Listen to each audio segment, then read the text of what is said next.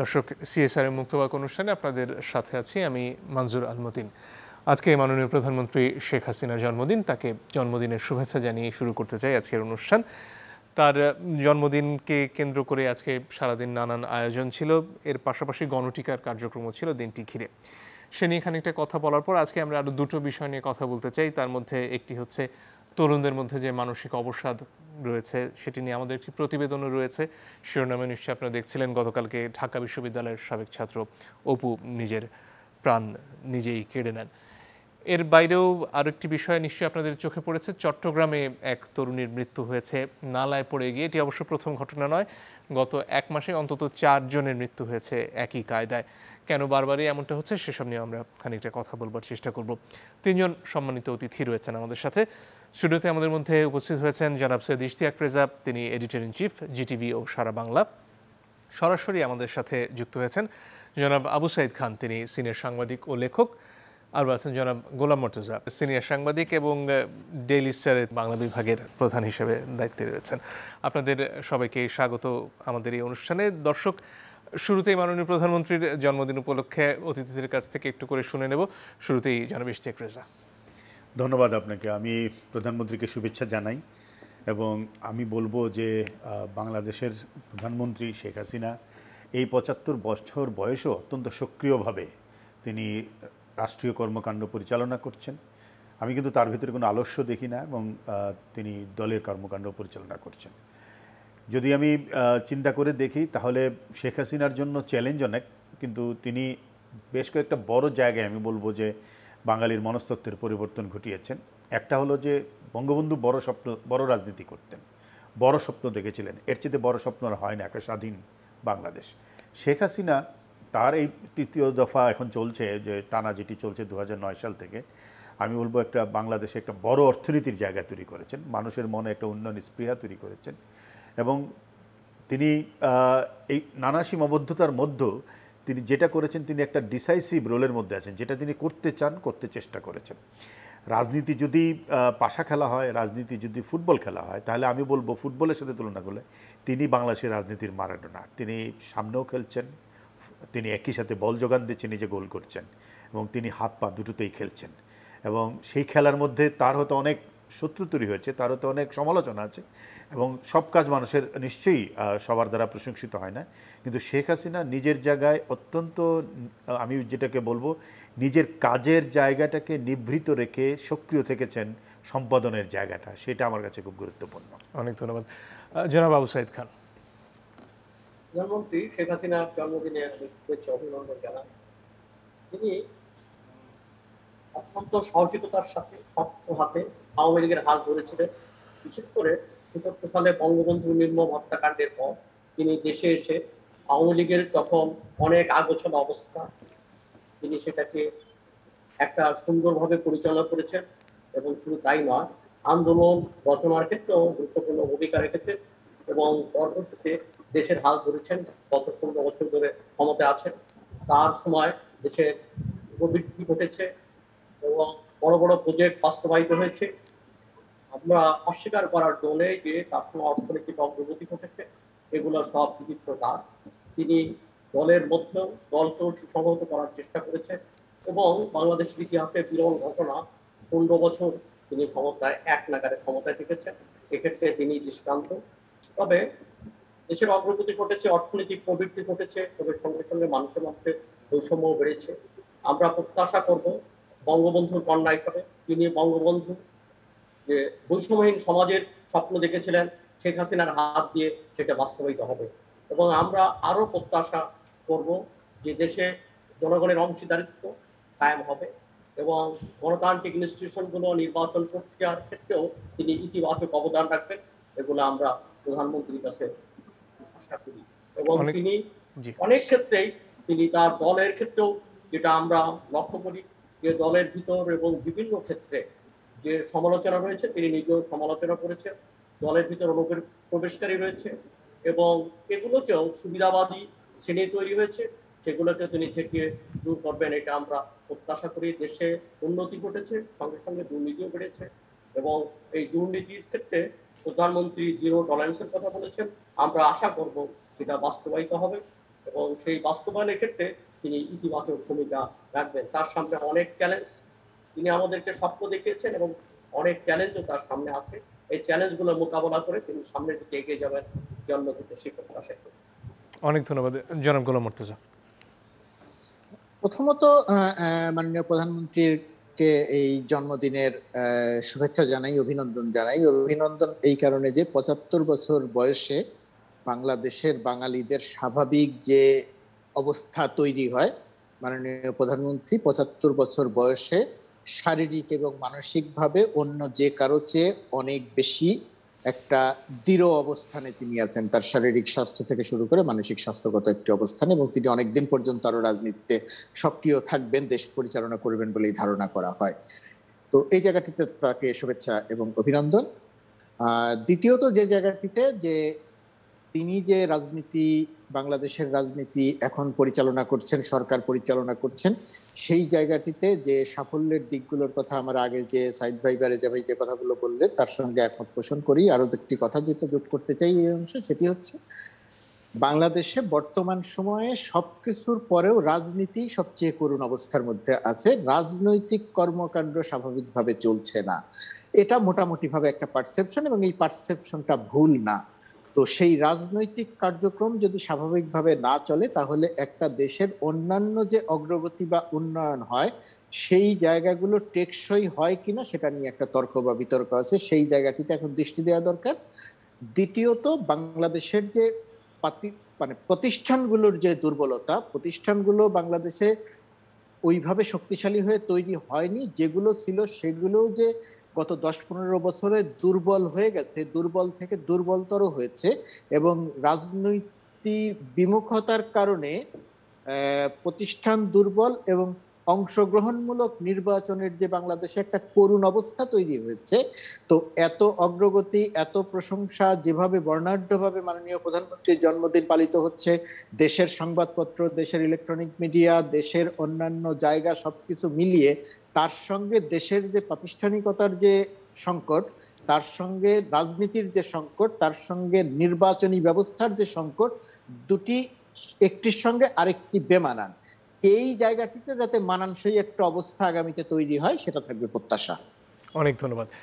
দর্শক, আপনাদেরকে জানিয়ে রাখি এই অনুষ্ঠানটি যেহেতু সরাসরি সম্প্রচারিত হচ্ছে, আপনারা টেলিফোন করে আপনাদের মন্তব্য বা প্রশ্ন জানাতে পারেন। আর একই সাথে যে প্রসঙ্গের কথা শুরুতেই বলেছিলাম যে চট্টগ্রামে এক তরুণীর মৃত্যু হয়েছে, খুবই মর্মান্তিক। নিশ্চয়ই আপনারা দেখেছেন এই ঘটনার বিবরণেরই মধ্যে। নানার সাথে তিনি আসছিলেন, চোখ দেখাতে গিয়েছিলেন, সেখান থেকে ফিরছিলেন, হঠাৎ হাত ধরা অবস্থায় থাকার পরেও তিনি পিছলে পড়ে যান।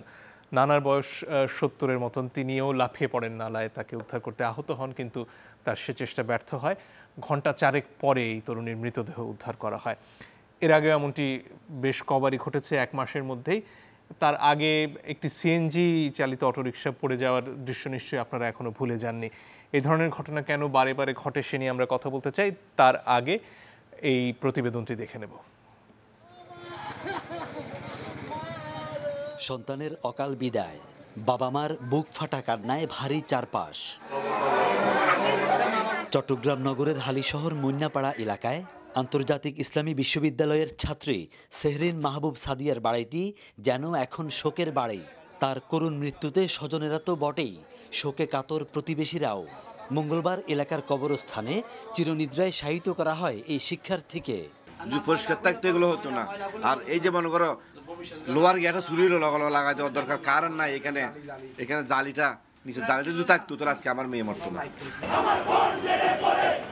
সাদিয়ার মৃত্যুতে ক্ষোভে ফেটে পড়েন সহপাঠীরা, প্রতিবাদে নেমে আসেন রাস্তায়। মঙ্গলবার বিকেলে আগ্রাবাদে সড়ক অবরোধ করে বিক্ষোভ দেখান তারা। সাদিয়ার মৃত্যুকে হত্যাকাণ্ড উল্লেখ করে চান দৃষ্টান্তমূলক বিচার। আর কয়টা প্রাণ গেলে প্রশাসন বুঝবে, আর কয়টা প্রাণ গেলে সিটি কর্পোরেশন বুঝবে। 10,627 কোটি টাকা বরাদ্দ হয়েছে এইসব ড্রেনের কাজের জন্য। কোথায় গেছে এসব বরাদ্দ কোটি টাকা? কর্পোরেশন সিটি এর ঘষাঘষির কারণে সাধারণ জনগণের ভোগান্তিতে আছে। যতক্ষণ পর্যন্ত আশ্বস্ত করতে না পারবে ততক্ষণ আমরা এখানে অবস্থান করব। নগরের নালা নর্দমাগুলো যেন এখন মৃত্যু ফাঁদ। গেল 25 আগস্ট মুরাদপুরে নালায় পড়ে এখনও নিখোঁজ সালেহ আহমেদ নামে এক ক্ষুদ্র ব্যবসায়ী।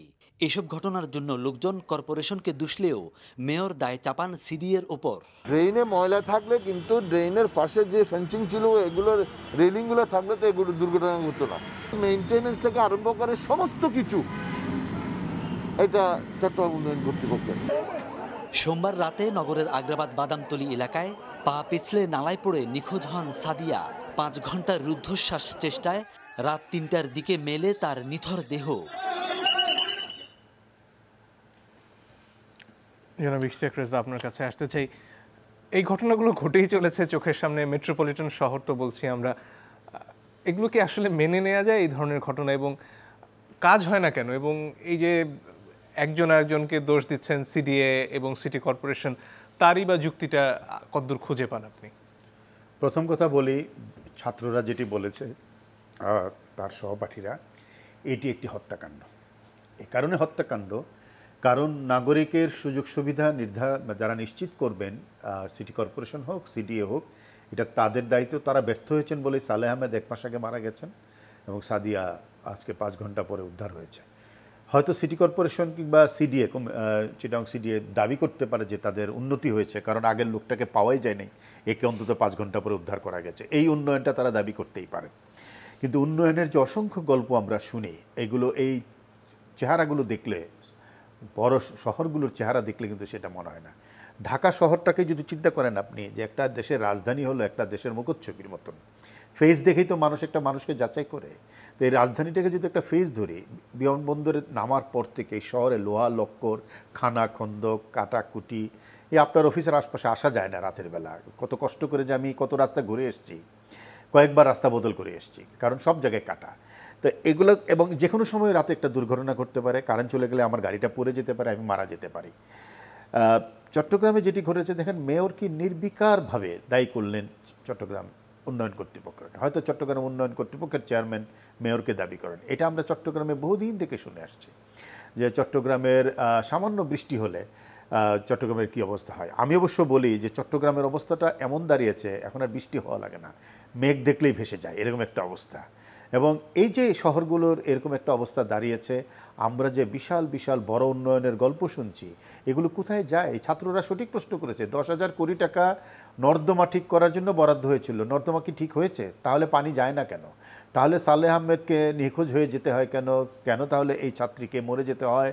কেন আজকে চট্টগ্রামে আমরা শুনি যে আজকে বেবি ট্যাক্সি পড়ে গেছে, যেটা আপনাদের রিপোর্টে আমি দেখেছিলাম। একটা বেবি ট্যাক্সি যাচ্ছে, মানে সিএনজি চালিত অটোরিকশা যাচ্ছে, কোনো ফেন্সিং নাই, কিভাবে সম্ভব? তাহলে এটা করবেটাকে? একে অন্যকে দায়ী করা যেতে পারে, কিন্তু এই কাজটা তো দিন শেষে সরকারি সংস্থাগুলোর, তাদের মধ্যে যেটা আমরা সবসময় বলি সমন্বয়ের অভাব। এবং এই যে সমন্বয়ের অভাব, তার বড় ভিকটিম হলো মানুষ। বাংলাদেশের মানুষের যে সামান্য নাগরিক মর্যাদা নাই, তার দৃষ্টান্ত হলো এই উন্নয়ন কর্মকাণ্ড। আজকে গাজীপুরে 13 বছরের মতো লেগে যাচ্ছে একটা 20 কিলোমিটারের রাস্তা হতে। সেখানে অ্যাম্বুলেন্সে কত লোক মরে গেছে, তাহলে কত রুগী মরে গেছে, কত মানুষ শ্বাসকষ্টে ভুগেছে ধুলা, কাদা ইত্যাদির কারণে। আমাদের ঢাকা শহরে কত মানুষ, কত নাভিশ্বাস উঠে যাচ্ছে। এইগুলো সত্যি কথা বলতে এগুলো ফৌজদারি অপরাধ। আমরা যতই বলি না কেন যে এক সংস্থা আরেক সংস্থাকে দায়ী করছে, কিন্তু আপনি খুঁজে দেখবেন এগুলো প্রত্যেকটার পিছনে, আপনি একজন আইনজীবী, আমি বলবো আপনারই উচিত একটা মামলা করা, লিটিগেশন কেস আনা। এটা একটা ফৌজদারি অপরাধ সংগঠিত হচ্ছে, কিন্তু কাউকে কোনো জবাবদিহি করতে হচ্ছে না। অনেক ধন্যবাদ। জনাব গোলাম মুর্তজা, আপনার কাছে আসি। বরাদ্দের তো ঘাটতি নেই, যেমন সাদিয়ার সহপাঠী বলছিলেন, এবং প্রায়শই বেশ ঘটা করে সাংবাদিকদের ডেকে খাল পরিষ্কার হয়, এই ধরনের উন্নয়নের কথা জানানো হয়। তাহলে এই ঘটনাগুলো থামানো যায় না কেন? গাফিলতিটা হচ্ছে কোথায়? এটা আমাদের প্রথমত স্বীকার করতে হবে যে এই যে গাফিলতি, এই যে প্রতিষ্ঠানগুলো একে অপরের উপরে দায় চাপায়, এই সমস্যাটা কি ওই প্রতিষ্ঠানটির সমস্যা, ওই ব্যক্তির সমস্যা, নাকি আমাদের সামগ্রিক রাজনীতির একটি সমস্যা, আমাদের সামগ্রিক সরকার পদ্ধতি, সরকার পরিচালনার একটি সমস্যা? আমরা যদি এটা চিহ্নিত না করি এবং এটা নিয়ে যদি আমরা কথা না বলি, তাহলে আমরা ওই অ্যাডহক ভিত্তিতে যখন যে ঘটনাটি ঘটবে সেই ঘটনাটা নিয়ে যখন কথা বলবো, তখন আসলে এই সমস্যাটা চলতেই থাকবে। তো চট্টগ্রামের কথা বলেন আর ঢাকার কথা বলেন, এটা কোনোটাই কোনো বিচ্ছিন্ন ঘটনা নয়। কোনোটার একটির সঙ্গে আরেকটি সম্পর্কযুক্ত। দেশের রাজনীতি যেমন, দেশের সরকার যে পদ্ধতিতে পরিচালিত হয় সেই একই পদ্ধতিতে এক একটা প্রতিষ্ঠান পরিচালিত হয়, সেখানে টাকা যায়, বাজেট হয়, খরচ হয়, কিন্তু কাজ হয় না। শিক্ষার্থীরা যে কথা বলছেন সেই প্রশ্নের জবাব কাউকে দিতে হয় না। শিক্ষার্থীরা আজকে যে কথা বলছেন সেই প্রশ্নগুলো গণমাধ্যমের তোলা দরকার ছিল, সেই প্রশ্নগুলো নাগরিক সমাজের পক্ষ থেকে আসা প্রয়োজন ছিল, কিন্তু গণমাধ্যম সেই প্রশ্নগুলো একেবারে যে করে না তা হয়তো বলবো না, কিন্তু যখন যেভাবে করা দরকার সেইভাবে করে না। নাগরিক সমাজের যে দায়িত্ব, নাগরিক সমাজ সেই দায়িত্বটি পালন করে না, যে কারণে অত্যন্ত নির্বিকারভাবে মেয়র রাজুকের উপর, মেয়র উন্নয়ন কর্তৃপক্ষের উপরে দায় চাপাতে পারেন, এক উন্নয়ন কর্তৃপক্ষ মেয়রের উপরে দায় চাপাতে পারেন। এই যে দায় চাপানোর আমাদের যে কালচার, এই কালচারটা যদি আপনি খুব নির্মোহভাবে লক্ষ্য করেন তাহলে দেখবেন একেবারে সর্বনিম্ন পর্যায় থেকে সর্বোচ্চ পর্যায় পর্যন্ত আপনি কাউকে বলবেন যে আপনি 10 টাকার দুর্নীতি হয়েছে, সেই 10 টাকার দুর্নীতির কথাটি বলবেন, বলার সঙ্গে সঙ্গে অপর পক্ষ থেকে বলা হবে আগে 20 টাকার দুর্নীতি হয়েছিল। এখন যে 10 টাকার দুর্নীতি হয়েছে সেটা আসলে আমাদের কাছে বড় বিষয় নয়, আমাদের কাছে বড় বিষয় আগে যে দুর্নীতিটা হয়েছিল সেই দুর্নীতির বিষয়টা। এইটা যখন রাজনীতির জায়গা থেকে বলা হয় তখন গণমাধ্যম হিসেবে আমরাও তারই প্রতিধ্বনি করি অধিকাংশ সময়। তো অধিকাংশ সময় এটা করার কারণে কাজগুলো হয় না। যাদের যে কাজ করার কথা, প্রথমত কথা তারা সেই কাজ করেন না, দ্বিতীয়ত কথা তারা দায় চাপানোর একটা কালচার তৈরি করেন। আপনি ঢাকা শহরের কথা চিন্তা করেন, ঢাকা শহরের কথা বলি, রেজা ভাই যে কথাটি বললে তার সঙ্গে একটু যোগ করে প্রথমে বলে নেই যে এই যে খালখন্দগুলো আমাদের তো বহু বছর ধরে আমরা তো গল্প শুনেছিলাম যে বর্ষা মৌসুমে রাস্তা কাটা হবে না, বর্ষা মৌসুমে উন্নয়ন কাজ বন্ধ থাকবে, কাজগুলো হবে শীত মৌসুমে যখন বৃষ্টি হয় না দ্রুত কাজ করা যাবে। এটা আমরা কত বছর ধরে শুনছি, যদি কম করে ধরি কত কি 30 বছর ধরে আমরা এই আলোচনাটা শুনছি। মেয়র হানিফ যখন ঢাকা শহরের মেয়র তখন থেকে আমরা এই আলোচনাটা শুনছি।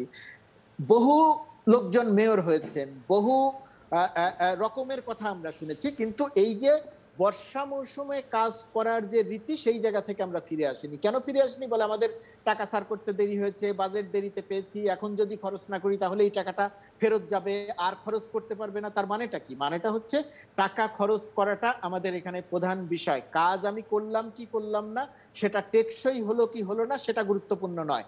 ঢাকা শহর বা চট্টগ্রাম শহরে যে পরিমাণ অপরিকল্পিতভাবে যে পরিমাণ খালাখন্দ তৈরি করে কাজ করা হয়, সেই খালাখন্দ অনুযায়ী আমি বলবো যে আরো অনেক বেশি মানুষ মারা যাওয়ার কথা।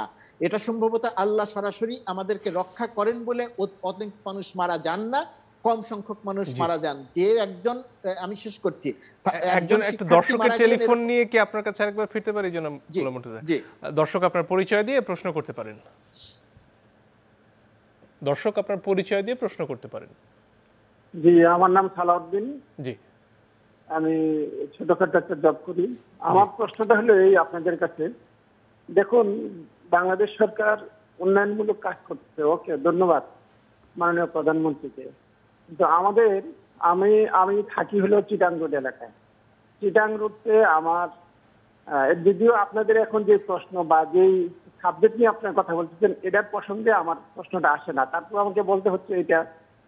দেখুন আগেরকার যে মেয়র ছিল জনাব সাইদ খোকন সাহেব, উনি প্রয়াত হানিফ সাহেবের ছেলে, উনি থাকাকালীন আপনাদের এই যে গুলিস্তান যে হকার আছে, হকার কিছুটা হলেও নিয়ন্ত্রণে নিয়ে আসছিল, বাসগুলি ঠিক মতো চলাফেরা করতে পারছিল। এখন আমাদেরকে যে গুলিস্তান যে ফ্লাইওভারটা আছে, যাত্রাবাড়ি গুলিস্তান যে ফ্লাইওভারের উপরে আমাদের যে আমরা যে গণপরিবহনে যাচ্ছি, এই গণপরিবহনে মিনিমাম 1 থেকে 1.5 ঘন্টা প্রতিদিন সকাল হোক বিকাল হোক আমাদেরকে ওয়েট করতে হয়। তার কারণ একটাই, শুধু হকারদের কারণে। হকাররা 80% রাস্তা আপনার দখল করে রাখছে, দখল করে আছে। এইটার কি কোনো প্রতিকার আমি আপনাদের মাধ্যমে? ধন্যবাদ, আপনার প্রশ্নের জন্য আমার মনে হয় বোঝা গেছে। জনাব গোলাম মুর্তজা, ফিরে আসি আপনার কাছে। জি, আমি যেটা বলছিলাম, দর্শক যে কথাটি বললেন সেটা তো তার একটা ব্যাপার। আমি যে কথাটি বলছিলাম সেই কথাটি হচ্ছে এই যে আমাদের দায় চাপানোর, আপনি একটা খেয়াল করে দেখেন বিষয়টা, যদি রাজনীতি ঠিকভাবে না চলে তাহলে প্রতিষ্ঠানগুলো যে ঠিক মতো চলে না তার একটা নজির চট্টগ্রাম নিয়ে আলোচনা, আমি ঢাকার উদাহরণ দিয়ে বলি। ঢাকার এই যে ডেঙ্গু, একটা তো করোনার সময় আমরা দেখলাম আমাদের 2টি সিটি কর্পোরেশন আছে, 2টি সিটি কর্পোরেশনের করোনার এই মহামারী কালে তেমন কোনো উদ্যোগ তাদেরকে কাজ করতে দেখলাম না।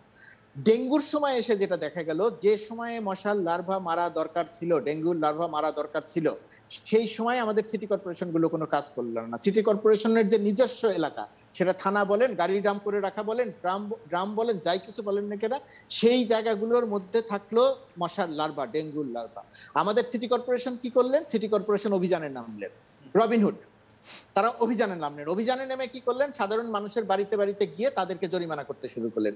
নিজের কাজ না করে এই যে মানুষকে জরিমানা করা, এটা হচ্ছে আমাদের বর্তমান সময়ের একটা কালচার, একটা ফ্যাশনেবল বিষয়ে পরিণত হয়ে গেছে।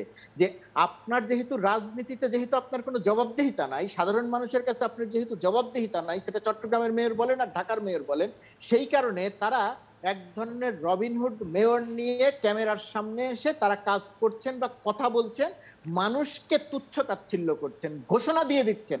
একজন মেয়র, ঢাকা শহরের একজন মেয়র ঘোষণা দিয়ে দিচ্ছেন, অভিজাত এলাকায় আপনাকে প্রবেশ করতে হলে বাড়তি ট্যাক্স দিয়ে প্রবেশ করতে হবে। এই মেয়রকে এই ক্ষমতা কে দিল? মেয়রকে অভিজাত এলাকা নির্ধারণ করার দায়িত্ব কে দিলেন? কিভাবে একটি এলাকা অভিজাত এলাকা আরেকটি এলাকা অভিজাত এলাকা নয়, মেয়রকে এটা সিদ্ধান্ত নেওয়ার ক্ষমতা কে দিলেন? এটা কিন্তু বাংলাদেশের জনগণ জানে না। এই প্রশ্নের উত্তর কিন্তু মেয়রকে দিতে হয় না, কিন্তু তিনি বলে দিচ্ছেন যে অভিজাত এলাকায় যেতে হলে আপনার অতিরিক্ত ট্যাক্স দিয়ে যেতে হবে। তিনি হয়তো বাইরের উদাহরণ, উচ্চবিত্তের মানুষ, তিনি হয়তো বাইরের উদাহরণ দিয়েছেন যে পৃথিবীর অমুক দেশে গাড়ি নিয়ে অমুক এলাকায় ঢুকতে হলে অতিরিক্ত ট্যাক্স দিতে হয় বা ফি দিতে হয়, কিন্তু তিনি এটা ওইটুকু জানেন, তিনি এইটুকু জানেন না যে সেই সমস্ত দেশেই অতিরিক্ত ফি বা ট্যাক্স বা কিছু একটা দিতে হয়, সেই সমস্ত দেশের একজন নাগরিকের জন্য 5 থেকে 10 রকমের গণপরিবহন ব্যবস্থা আছে। আর যে মেয়রের শহরে এক রকমের গণপরিবহন ব্যবস্থা নাই, সেই মেয়র যখন এরকম কথা বলেন, তখন বুঝতে হয় যে আমাদের রাজনীতি সঠিকভাবে চলছে না, বুঝতে হয় যে আমাদের এখানে জবাবদিহিতা নাই, বুঝতে হয় যে আমাদের এখানে প্রতিষ্ঠানহীনতার একটা অবস্থা তৈরি হয়েছে। এবং প্রতিষ্ঠানহীনতার অবস্থা যদি তৈরি হয়, তাহলে টাকার অঙ্ক আমরা দেখব, সেই টাকার অঙ্ক খরচ আমরা দেখব, খরচ করে আমরা কিছু কাজ দেখব, কিন্তু সেই কাজটি টেকসই হবে না। এবং সাধারণ জনমানুষের যে স্বার্থ, সাধারণ জনগণের যে স্বার্থ এবং সাধারণ জনগণের প্রতি যে যারা দায়িত্ব পালন করছেন তাদের যে শ্রদ্ধাবোধ বা সম্মানবোধ থাকার কথা, সেটা আমরা দেখব না। আমরা বর্তমান সময়ের এই যে কিছু মানুষের কাছ থেকে, মেয়রদের কাছ থেকে তার দৃশ্যমান কর্মকাণ্ডগুলো দেখছি, যে কারণে মানুষের মৃত্যু হচ্ছে কিন্তু তাদের কোনো জবাবদিহিতা করতে হচ্ছে না। তারা উল্টো সাধারণ জনমানুষকে তুচ্ছতাচ্ছিল্য করছেন এবং মানুষকে জরিমানা করছেন নিজেরা নিজেদের কাজ না করে, অর্থাৎ নিজেরা নিজেদের দায়িত্ব পালন না করে। শেষ বাক্য হচ্ছে, ধরেন ঢাকা উত্তর সিটি কর্পোরেশনের কথা বলি, এই উত্তর সিটি কর্পোরেশনের মেয়র ঢাকা শহরের সমস্যা সমাধানের জন্য 38 দফা কর্মসূচি দিয়েছিলেন। আমি গুনে গুনে 38 দফা এখানে বলে দিতে পারি, 38 দফার একটি দফাও তিনি বাস্তবায়ন করতে পারেননি, কিন্তু তিনি নিজেকে সফল দাবি করছেন এবং সব দায় সাধারণ জনমানুষের। এখন তিনি জনমানুষকে জরিমানা করছেন। এটা কখন করা যায়? যখন রাজনীতি সঠিকভাবে চলে না, তখন এই কাজগুলো করা যায়। ধন্যবাদ। জনাব আবু সাইদ খান, আপনার কাছে চলে আসি। এই যে মেয়রদের দায়বদ্ধতার কথা বলা হচ্ছে, সে তো হবে আসলে দিনের শেষে ভোটের মাধ্যমে মানুষ সিদ্ধান্ত নেবেন ভোট দিয়ে, যে তারা এর আগের সময়টা মেয়র যে কাজ করলেন সেটা গ্রহণযোগ্য হলো কিনা, সে দায়বদ্ধতা এখন আছে কিনা, সেই প্রশ্ন এইমাত্র জনাব গোলাম মুর্তজা তুলছিলেন। আপনার মতামত সে বিষয়ে জানতে চাই।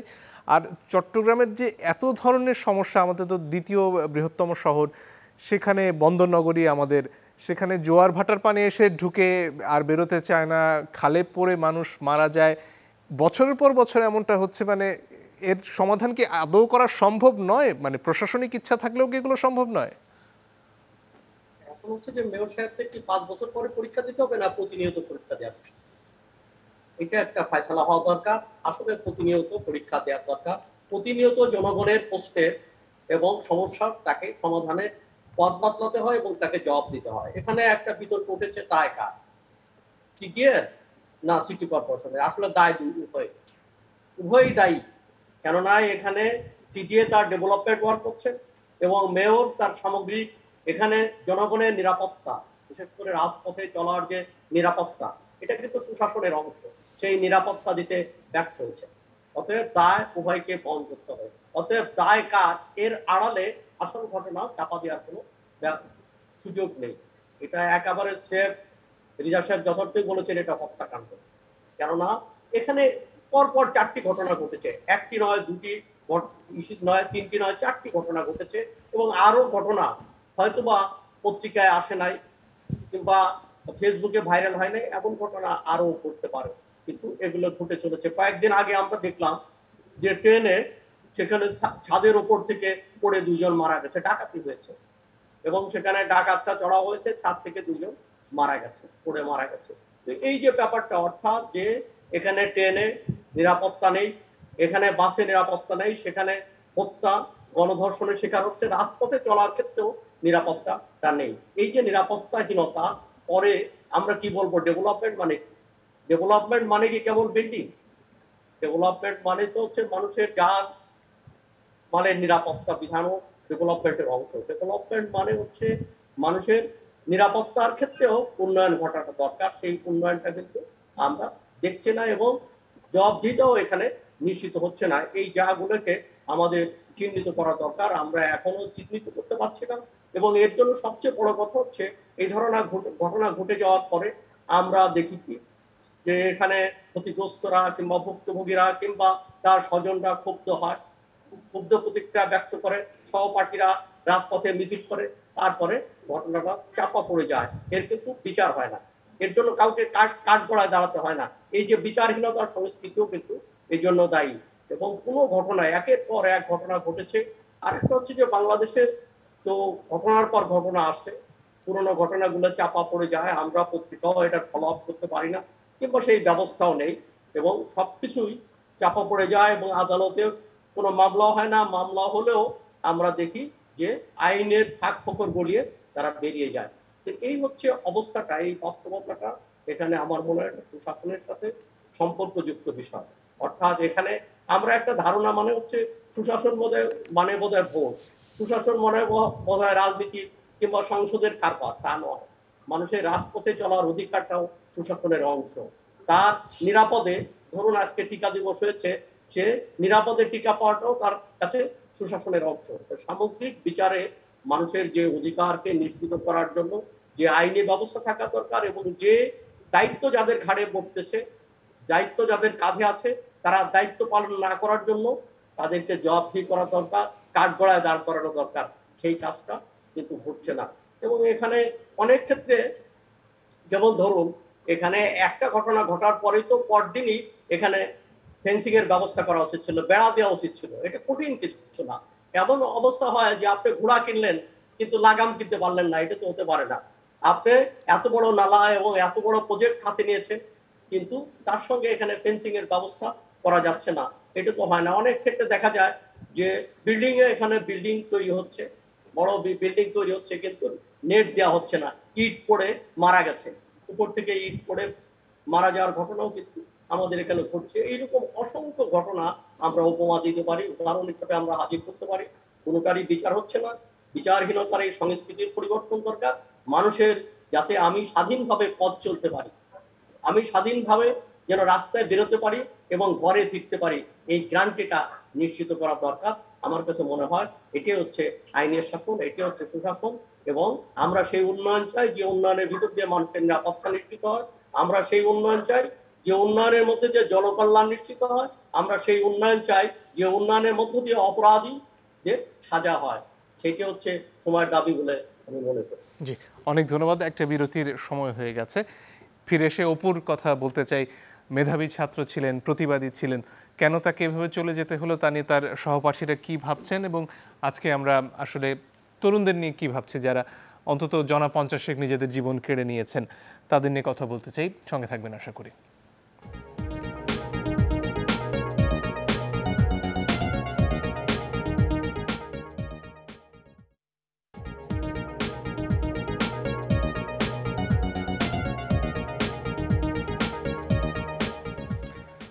অপুকে নিয়ে কথা বলছিলাম এর আগে। সিএসআর মুক্তবাগ দেখছেন আপনারা। অপু ঢাকা বিশ্ববিদ্যালয়ের ছাত্র ছিলেন, প্রতিবাদী ছিলেন, নির্যাতন বিরোধী বিভিন্ন কর্মসূচিতে সবসময় সামনে থাকতেন তিনি এবং সবসময় প্রতিবাদের কারণে ক্ষতি স্বীকার করতে পেছাননি তিনি। তারপরেও কেন নিজের প্রাণ কেড়ে নিলেন তিনি, সে প্রশ্ন অনেকেরই। তার সহপাঠীরা, বন্ধুরা বলছেন হয়তো আমরা যে ব্যবস্থা গড়ে তুলেছি তাতে অপুর মতো মানুষেরা আসলে বেঁচে থাকেন না, তাদেরকে চলে যেতে হয় নানানভাবে। অপু একলা নন, অন্তত জনা 50 কেমন চলে গেছেন এই করোনার সময়।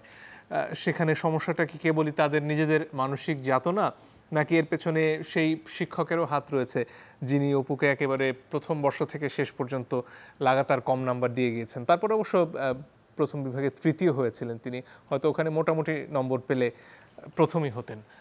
তাদের গল্পটা দিয়ে শুরু করি, একটা ছোট্ট প্রতিবেদন আমাদের হাতে রয়েছে, তারপরে আলোচনায় আসবো। কি দুঃখ ছিল অপুর, জানেন না কাছের বন্ধু পরিবার পরিজনরা, শুধু জানেন খরস্রোতা আবেগে ভেসে গেছে মেধার ভেলা। যার স্বপ্ন ছিল ঋত্বিক ঘটক হবার, হলো না। দ্রোহে বিপ্লবে চেয়ে হবার স্বাদ ছিল, টেকেনি ধোপে। যোগ্যতা ছিল বিশ্ববিদ্যালয়ের শিক্ষক হবার, হয়ে ওঠা হয়নি। শেষমেশ স্বভাব বিরুদ্ধ হয়ে আমলা হবার পথে ছিলেন, কিন্তু মানসিক চাপের ধকলটা হয়তো নিতে পারেননি। অবশেষে সবাইকে কাঁদিয়ে ফিরে গেছেন ঘরের ছেলে ঘরে। তবে এ ঘর কেবলই 3.5 হাত মাটির।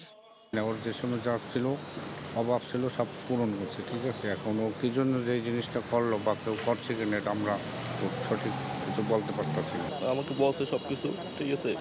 তো তখন হচ্ছে আমি ভাইয়ারা ভালো করে বুঝাই টুঝাই দিছি, ভাইয়া তুমি এত দূর আসছো, ঠিক আছে, এখন মানে কোনো তো হচ্ছে ওই সময় ভালোই আসলাম, দুইজনে হাসি খুশিভাবে আবার লঞ্চে একই লঞ্চে আবার আসছে পরে, ঠিক আছে। তো ওই সময় আমার কিছু বোঝা যায় না, স্বাভাবিকভাবেই ছিল।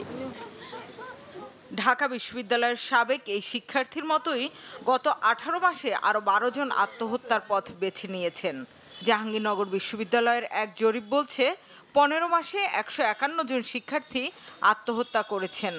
আচল ফাউন্ডেশন বলছে এই সময়ে 21.3% শিক্ষার্থী আত্মহত্যার কথা ভেবেছেন। মানসিক চাপ বেড়েছে 63%-এরও বেশি তরুণের।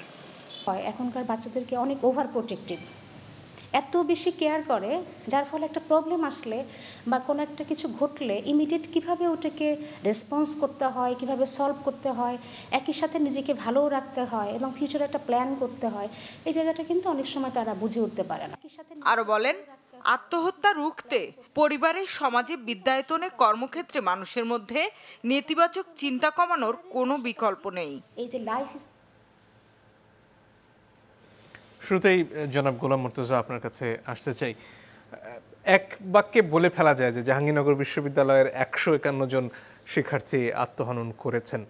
151টি পরিবারের সদস্য, তারা মেধাবী ছাত্রছাত্রী।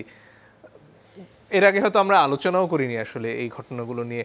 নীরবে নিভৃতে প্রাণগুলো ঝরে যাচ্ছে, কিছুই কি করার নেই? এবং এই গোটা দায়টা কি এই করোনা মহামারীর, নাকি আরও কোথাও এর সমস্যা খুঁজতে পারি আমরা? প্রথমত কথা, এই যে প্রাণগুলো চলে যাওয়া, করোনা মহামারী কাল নিঃসন্দেহে একটা বিপর্যয়কর কাল। সেই বিপর্যয়কর অবস্থাটা অনেকের মাঝে তৈরি হয়েছে, বিশেষ করে তরুণদেরকে এবং শিশুদের উপরে এর ভয়াবহ রকমের প্রভাব পড়েছে। আসলে আলাদা করে বলা ঠিক হবে না, তরুণ বৃদ্ধ শিশু সবার উপরেই একটা বড় প্রভাব পড়েছে।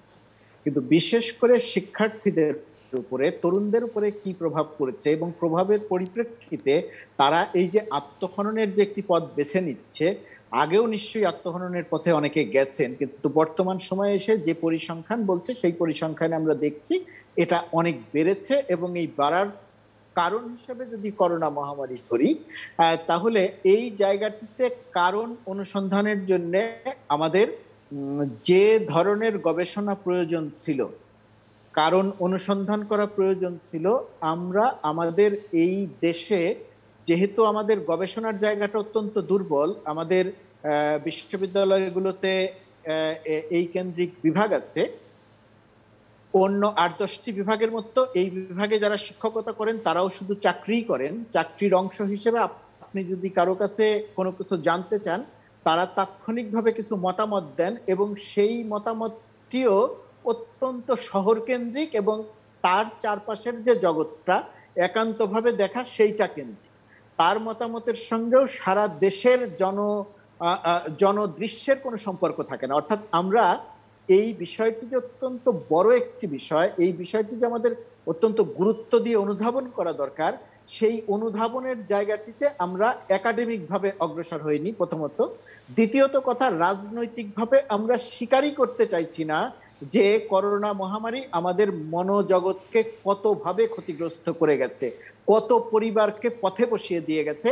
আমরা সেই জায়গাটি নিয়ে কোনো চিন্তা ভাবনা গবেষণা করণীয় কোনো কিছু করেছি এই গত 2 বছরে, তার কোনো নজির আমাদের সামনে নাই। যে সমস্ত শিক্ষার্থীরা আজকে আত্মহননের পথে চলে যাচ্ছেন, প্রাতিষ্ঠানিক এক ধরনের নৈরাজ্য আছে, প্রতিষ্ঠানে তার নানা রকমের বৈষম্যের শিকার, অন্যায্যতার শিকার, এটা বহু বছর ধরেই হচ্ছে, এই সময় হয়তো সেটা আছে।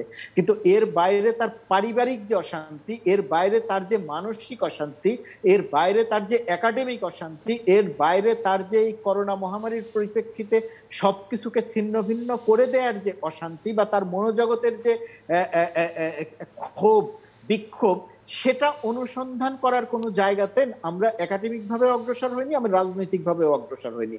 আমরা একজন মোটরসাইকেল চালককে দেখছি, তিনি মোটরসাইকেলটি আগুন দিয়ে জ্বালিয়ে দিচ্ছেন, আমরা ওই মোটরসাইকেলের আগুনটিই দেখছি, মোটরসাইকেল জ্বালিয়ে দেওয়া হচ্ছে সেটিই দেখছি, কিন্তু মোটরসাইকেল যিনি চালক, তার ভেতরের যে আগুন, তার যে দগ্ধ হওয়া, তার ভেতরের যে ক্ষোভ বিক্ষোভ, তার ভেতরের যে সবকিছু তছনছ হয়ে যাওয়া, সেটা দেখার জন্য রাজনীতির যে মানসিকতা থাকতে হয়, সরকার পদ্ধতির যে মানসিকতা থাকতে হয়, দেশ পরিচালনার যে মানসিকতা থাকতে হয়, সমাজের যে মানসিকতা থাকতে হয়, একাডেমিক ইনস্টিটিউশনগুলোর যে মানসিকতা থাকতে হয়, তার কোনো জায়গাতেই আমরা নেই। আমরা আসলে সব জায়গাতেই এক ধরনের কি বলবো আবরণ দেয় একটা সমাজ তৈরি করেছি। প্রকৃত অবস্থা, সমাজের প্রকৃত অবস্থাটা আমরা না বের করতে পারছি, না বের করতে চাইছি। আমরা এক ধরনের কার্পেটের নিচে ময়লা রেখে পরিচ্ছন্নতার ভান করা একটা সমাজ তৈরি করছি। সেই সমাজের উন্নয়ন বলতে আমরা অবকাঠামো বুঝতে পারছি, কিন্তু উন্নয়ন বলতে যে মানসিক উন্নয়ন, মানবিক উন্নয়ন, উন্নয়ন বলতে যে মানব সম্পদের উন্নয়ন, উন্নয়ন বলতে যে মানুষের মনের উন্নয়ন, সেই জায়গাগুলোর প্রতি না আমরা দৃষ্টি দিচ্ছি, না আমরা কাজ করার চেষ্টা করছি।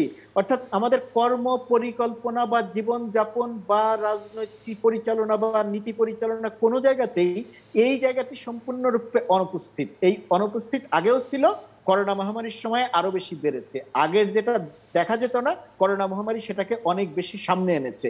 অর্থাৎ সবকিছু মিলিয়ে আমরা যে অস্থির একটি সমাজ তৈরি করেছি, অন্যায্য অসংবেদনশীল একটা সমাজ তৈরি করেছি, তার একটা প্রকাশ দেখছি। আর সঠিক কি কারণে তারা আত্মহননের পথে যাচ্ছেন সেটা বেছে নেওয়ার জন্য আমাদের গবেষণা করা দরকার। কিন্তু আমাদের গবেষকদের অবস্থা তো অত্যন্ত দুর্বল, একাডেমিক ভাবে যারা আছেন তাদের অবস্থা আরো দুর্বল। সেই কারণে আমরা প্রকৃত চিত্রটি অনুসন্ধান করতে পারছি না, বুঝতেও পারছি না। আমরা হয়তো সামগ্রিকভাবে একটা ব্যাখ্যা বা বিশ্লেষণ করতে পারছি। অনেক ধন্যবাদ। সৈয়দ ইশতিয়াক রেজা, আপনার কাছে আসতে চাই এই পর্যায়ে।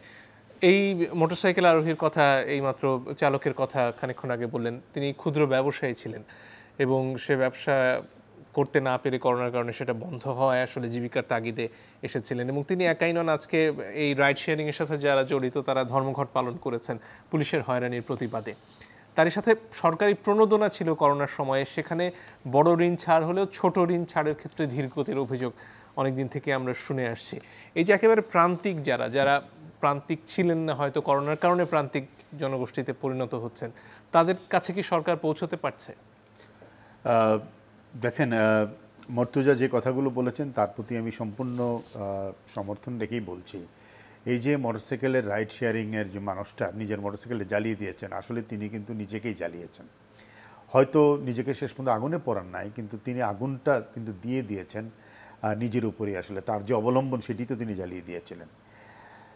রাইড শেয়ারিং বলেন, যে কোনো ক্ষুদ্র ব্যবসা বলেন, প্রত্যেকটা ক্ষেত্রেই এই করোনার সময় একটা বড় সংকটের ভিতর দিয়ে গেছে। অনেক মানুষ রোজগার হারিয়েছে, কেউ কেউ পেশা ছেড়ে দিতে হয়েছে। এমন একটা সমস্যা বিষয় দাঁড়িয়েছে, এখন আমাদের নর্মাল অবস্থা ফিরে এসছে আমরা বলছি, কিন্তু আসলে অনেকে ফিরতে পারেনি। যেমন অনেক শিক্ষার্থী স্কুলে ফিরতে পারেনি, কারো বাল্যবিবাহ হয়ে গেছে, কেউ ছেলেরা হয়তো কর্মক্ষেত্রে চলে গেছে, অনেক শিক্ষক কিন্তু ফিরে আসতে পারেনি। করোনার সময়টাতে মানুষের ভিতরে হতাশা বেড়েছে, কিন্তু সামগ্রিকভাবে আত্মহত্যা নিয়ে যদি আপনি কথা বলেন, আমি বলবো বাংলাদেশে অনেক দিন থেকেই আত্মহত্যার প্রবণতাটা বাড়ছে। এর কারণ হলো আমরা আত্মহত্যাকে একটা নিভৃত কাণ্ড বলে ধরে নিচ্ছি, কিন্তু আত্মহত্যা নিভৃত কাণ্ড নয়। আসলে পুরা সিস্টেম এমন একটা জায়গায় গিয়ে দাঁড়িয়েছে, সেটা শাসন ব্যবস্থা বলেন, সেটা পারিবারিক অবস্থান বলেন, মানুষের অর্থনৈতিক অসাম্য বা বৈষম্য যেটাই আমরা বলি না কেন, এই প্রত্যেকটা কন্ট্রিবিউট করছে। তার মধ্যে কিছু কিছু ক্ষেত্রে নয়, আমি বলবো বেশিরভাগ ক্ষেত্রেই প্রতিটা আত্মহত্যার ঘটনার পিছনে কোনো না কোনো প্ররোচক আছে, যেটা আমরা হয়তো খোঁজ করে দেখি না। দুই একটা সুইসাইড নোট দেখা থাকলে তাকে হয়তো মামলার অধীনে আনা হচ্ছে, কিন্তু এই যে অপু, প্রতিবাদী ছাত্র অপু, সে সততার দৃষ্টান্ত ছিল, মেধার দৃষ্টান্ত ছিল, কিন্তু কেউ একজন তাকে প্রথম বর্ষ থেকে নাম্বার দিয়ে যায়নি, তার প্রাপ্ত নম্বরটা দেয়। তাকে যে এই হতাশার সাগরে ডুবিয়ে দিল, এই প্ররোচনাটা নিয়ে আমরা কিন্তু খুব হয়তো কথা বলবো না, আমাদের মামলা মোকদ্দমা সেই লাইনে এগোবে না। আমাদের যে ইভানা মেয়েটা মারা গেল, তারও হয়তো একটা প্ররোচনা ছিল, এরকম একটা খুবই উজ্জ্বল একটা মেয়ে, যে একটা ভালো ইংরেজি মাধ্যম স্কুলে কাজ করছিলেন এবং তিনি বাইরে যেতে চেয়েছিলেন, এবং তার যে পারিবারিক গণ্ডিতে সে যে সমস্ত সমস্যাগুলো মোকাবেলা করছিল, এগুলো কোনোটাই হয়তো আর আলোচনায় আসবে না, আমরা জানবো না। সুতরাং আমাদের প্রবলেমটা হলো, গত 10ই সেপ্টেম্বর এই মাসেই বিশ্ব আত্মহত্যা প্রতিরোধ দিবস ছিল, তখন সেখানে ঢাকা বিশ্ববিদ্যালয়ে একটা আলোচনাও হয়েছিল। সেখানে উপাচার্য মহোদয় বলেছেন যে আলোর সন্ধানে নিয়ে আসতে হবে ছাত্রদেরকে, কিন্তু কোন আলো, আসলে কোন আলোটা দিচ্ছি আমরা? এবং এই যে বিশ্ববিদ্যালয়ের শিক্ষার্থীদের মধ্যে, স্কুল কলেজের শিক্ষার্থীদের মধ্যে আত্মহত্যার প্রবণতা বাড়ছে, আমাদের শিক্ষকরা কি ভেবেছেন কি কারণে এরকমটা হয়? তাইফুর নামে একটা ছেলে শাহজালাল বিজ্ঞান ও প্রযুক্তি বিশ্ববিদ্যালয় সিলেটের আত্মহত্যা করেছে। শিক্ষক হতে চেয়েছিল, কিন্তু সে শিক্ষক হতে পারে নাই। কেন সে শিক্ষক হতে চেয়েছিল? এবং অপুর কথা যেটা আমরা শুনলাম, সে আমার ডিপার্টমেন্টেরই ছাত্র, প্রতিবাদী ছিল, এই সাহসী ছেলে ছিল। একটা সাহসী প্রতিবাদী ছেলে যখন আত্মহত্যা করে, তখন কিন্তু বুঝতে হবে যে জীবনের চরম দৃষ্টান্ত, অর্থাৎ নিজেকে প্রত্যাহার করে নেওয়া পৃথিবী থেকে, তাহলে সিস্টেম তাকে কোন জায়গায় ঠেলে দিয়েছে আসলে আমরা এটা হয়তো কোনোদিন অনুসন্ধান করব না। তো মুর্তজা ঠিকই বলেছেন, একটা গবেষণা হওয়া দরকার, কিন্তু তার চেয়ে বেশি যেটা দরকার সেটা হলো সমাজে এমন কোনো পরিবেশ কেন আসবে যে মানুষ আত্মহত্যার প্রবণতার দিকে ঝুঁকে যাবে। সুতরাং শাসন প্রণালীর মধ্যে কোথায় কি সমস্যা আছে, সমাজ ব্যবস্থার মধ্যে কোথায় দুঃখ মানুষকে লালন করতে শেখাচ্ছে, হতাশা এবং অবসাদ বাড়িয়ে দিচ্ছে, এগুলো নিয়ে বোধহয় একটু আমাদের ভাবনা চিন্তা করা দরকার। আমরা তো কোনো কিছু স্বীকার করতে চাই না। আসলে করোনার সময়ে কত মানুষের কত দুর্দশা হয়েছে। আপনি গণমাধ্যম কর্মীদের কথাই চিন্তা করেন, প্রায় 1200 গণমাধ্যম কর্মীর চাকরি গেছে। আমরা কি কখনো বলতে পারছি এই কথাগুলো, তারা কিভাবে চলছে? কিংবা যে ক্ষুদ্র ঝালমুড়িওয়ালা, তার কি অবস্থা হয়েছে? যেই মানুষটি হয়তো দিন যেটাকে মাস্টার রোল বলে, তার কোনো কাজ ছিল না, সে কিভাবে চলেছে?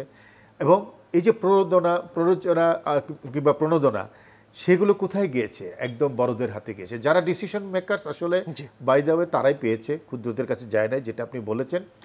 যাওয়ার সিস্টেমটাও আমরা করি না, এবং সেটার জন্য যে একটা জবাবদিহিতা, সেটার জন্য যে একটা উদ্যম দরকার, জবাবদিহিতা বাদই দেন, একটা উদ্যোগ এবং উদ্যম যে দরকার, সে উদ্যমটাও কিন্তু কোথাও ছিল না। সেটাই একটা হতাশাগ্রস্ত পরিস্থিতি তৈরি করেছে।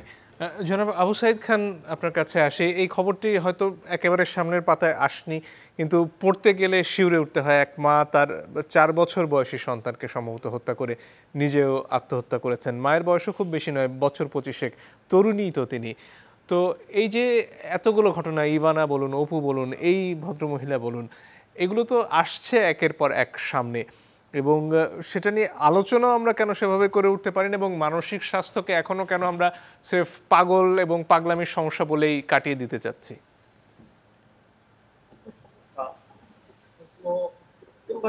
এই ধরনের যাদের সমস্যা, এটা ব্যক্তি সমস্যা নয়। যখন একের পর এক, মানে একটা বিশ্ববিদ্যালয়ে 100 ছেলে মেয়ে আত্মহননের পথ বেছে নেয়, তাহলে বুঝতে হবে এটা একটা সামাজিক সমস্যা। এবং সামাজিক এই সমস্যা তো সামাজিক অন্যায্যতা, অসম্মত আছে, যেগুলো মানুষকে ক্ষুব্ধ করে, ব্যথিত করে এবং তাকে হতাশ করে, এবং হতাশার প্রকাশ হিসাবে কখনো কখনো কেউ না কেউ আত্মহত্যার পথ বেছে নিতে পারে। কিন্তু প্রশ্নটা হচ্ছে যে করোনা সেটাকে আরো বাড়িয়ে দিয়েছে, এবং করোনার সময় আমরা কি লক্ষ্য করি যে বহু লোক কাজ হারিয়েছে, অনেকে গ্রামে ফিরে গেছে। আমি অনেক জানি যারা গৃহকর্মী বিভিন্ন বাসায় কাজ করতেন, তো তাদের মেয়েরা ছেলেরা স্কুলে পড়তো, কিন্তু তাদের পড়া বন্ধ হয়ে গেছে, অনেকে বাড়িতে গেছে, বাল্য বিয়ের শিকার হয়েছে, এমন অসংখ্য ঘটনা ঘটেছে। আর এই মাত্রা অতিরিক্ত হওয়ার কারণে কেউ বা যার স্বপ্ন নষ্ট হয়ে গেছে, সে সামনে ভবিষ্যৎ দেখছে না, তখন হয়তো আত্মহত্যার পথ বেছে নিচ্ছে। কিন্তু একটা সামাজিক অসাম্য এবং বৈষম্য প্রতিনিয়ত বেড়ে চলেছে। এবং এই করোনার বিষয়টাকে আমরা কিন্তু অ্যাড্রেস করি। আমাদের যে সোশ্যাল সেফটি নেটওয়ার্ক আছে, সামাজিক নিরাপত্তা বলয় আছে, আমরা কিন্তু স্বীকার করছি না যে এই বলয়টাকে বাড়ানোর দরকার, এটা কিন্তু বাড়ানো হচ্ছে না। এবং গবেষকরা অনেকেই বলছেন যে সামাজিক নিরাপত্তা, যে সরকারি সহায়তার ব্যাপারটা গ্রামে যতটা নেটওয়ার্ক আছে, শহরে কিন্তু সেটা নেই। শহরে আরো ভয়াবহ অবস্থা, অর্থাৎ শহরে এই ধরনের ব্যাপারটা নেই, যে কোনো নেটওয়ার্ক কিংবা এগুলোকে হিসাবেও আনা যাচ্ছে না যে কারা কারা কাজ হারিয়েছে। এবং এগুলো এখনো দেখা যায়, যে একটা পত্রিকায় নিউজ হয়েছে যে এখনো যে বাড়িগুলো তারা ভাড়া পাচ্ছে না, যেখানে দরিদ্র মানুষেরা, স্বল্প আয়ের মানুষেরা থাকতো, অনেক বাড়িতে কিন্তু এখনো ভাড়া নিচ্ছে না। ওই বাড়িগুলো ওইভাবেই বুলেট লেখা, ভাড়া দেওয়া হবে লেখা এখনো আছে। এই সংখ্যা কিন্তু কম নয়। অনেকেই গ্রামে ফিরে গেছেন, হ্যাঁ কেউ কেউ ফিরে এসেছে, কিন্তু অনেকেই ফিরতে পারছেন না। এই যে একটা সামাজিক সর্বস্তরে যে হতাশা দেখা দিয়েছে, এটা বিশ্ববিদ্যালয়ের ছাত্র থেকে মানে একজন ক্ষুদে ব্যবসায়ী, সবার ভিতরে এই হতাশা তার বিভিন্ন প্রকাশ করছে। কেউ মোটরসাইকেল জ্বালিয়ে দিচ্ছে, আর কেউ বা তার আত্মমননের পথ বেছে নিচ্ছে। এবং এই সমস্যাগুলোকে আমার মনে হয় বিচ্ছিন্ন করে দেখার সুযোগ নেই, এটা এক সূত্রে গাথা। এবং এই জায়গাটা হচ্ছে আমাদেরকে যেটা রাষ্ট্রীয়ভাবে যেটা অ্যাড্রেস করার দরকার ছিল, সেটা হলো যে এখানে যে নিউ পোর্ট, অর্থাৎ নতুন কত লোক তারা কাজ হারিয়েছে, সমস্যায় পড়েছে, কোন ধরনের সামাজিক সাংস্কৃতিক সমস্যায় পড়েছে, এগুলোকে চিহ্নিত করা এবং সেই ব্যাপারে কাজ করা। প্রয়োজন হলে এখানে রাষ্ট্রীয় পর্যায়ে একটা টাস্ক ফোর্স গঠিত হতে পারত, যারা এগুলোকে চিহ্নিত করে এবং সেই অনুসারে পদক্ষেপ নিত। আমরা অনেকেই বলছি যে করোনা চলে যাচ্ছে, এটা এখন শনাক্তের হার 5-এর নিচে নেমে আসছে, অতএব আবার আগের মতো দেশ পরিচালিত হবে। কিন্তু আসলে আগের মতো আর হবে না, কারণ এর মধ্যে দিয়ে অনেক সামাজিক সংকট তৈরি হয়েছে, অনেক লোক কাজ হারিয়েছে, অনেকে কাজ পাচ্ছে না। এই যে হতাশা, এবং এই হতাশার ধরুন যে অপু আত্মহত্যার পথ বেছে নিয়েছে, কিন্তু হতাশা তো অনেকের মধ্যে কাজ করছে। শত শত যুবকদের মধ্যে, শত শত শিক্ষার্থীদের মধ্যে এই হতাশাগুলোকে কাজ করছে। এগুলো ইন্ডিভিজুয়ালি মোকাবিলা দেখা দরকার, এগুলো সামষ্টিকভাবে দেখা দরকার। এবং কেবলমাত্র ইন্ডিভিজুয়ালি একটা কেস, দুটো কেস ধরে এটা সমস্যার সমাধান মিলবে না, হ্যাঁ সেটাও দেখা দরকার। এবং সামষ্টিকভাবে এই সমস্যা কেন হচ্ছে, সামাজিক হতাশা কেন বাড়ছে, এবং এই হতাশার কারণেই যে সে গাড়ি পুড়িয়ে দিচ্ছে কিংবা আত্মহত্যা করছে, কিংবা হতাশ হয়ে সে ঘরে বসে গেছে, এমন বিভিন্ন রকম প্রকাশগুলো করছে। এগুলোকে আমার মনে হয় চিহ্নিত করা দরকার, এবং চিহ্নিত করে এগুলোকে কিভাবে রাষ্ট্রীয়ভাবে মোকাবেলা করার দরকার। এবং আমরা আত্মহত্যাকে আমরা ব্যক্তির উপর চাপিয়ে দিই, এটাকে আমরা সামাজিক সমস্যা হিসাবে দেখি না, এটাকে আমরা সাংস্কৃতিক সমস্যা হিসাবে দেখি না, এটাকে আমরা ব্যক্তির সমস্যা হিসাবে দেখি। আমার মনে হয় এটাকে সামাজিক সমস্যা হিসাবে, এটাকে সাংস্কৃতিক সমস্যা হিসাবে দরকার। এবং সর্বোপরি করোনার মধ্য দিয়ে যে সামাজিক অচল অবস্থা সৃষ্টি হয়েছে এবং যে বৈষম্য বেড়েছে, অন্যায্যতা ক্ষেত্র তৈরি হয়েছে, সেগুলো সমাধানের জন্য আমার মনে হয় এই ব্যাপারে রাষ্ট্রকে এবং সমাজকে, নীতি নির্ধারকদেরকে অগ্রণী ভূমিকা পালন করতে হবে, তাদেরকেও ভাবতে হবে। সেই সঙ্গে সঙ্গে এই কেসগুলো বিবেচনা করা উচিত। অনেক ধন্যবাদ। আজকের মতো আসলে সময় ফুরিয়ে গেছে। আপনাদের তিনজনকে অসংখ্য ধন্যবাদ আমাদেরকে সময় দেওয়ার জন্য। দর্শক ধন্যবাদ আপনাদেরকেও, যারা এতক্ষণ আমাদের সাথে ছিলেন। বিদায় নিচ্ছি।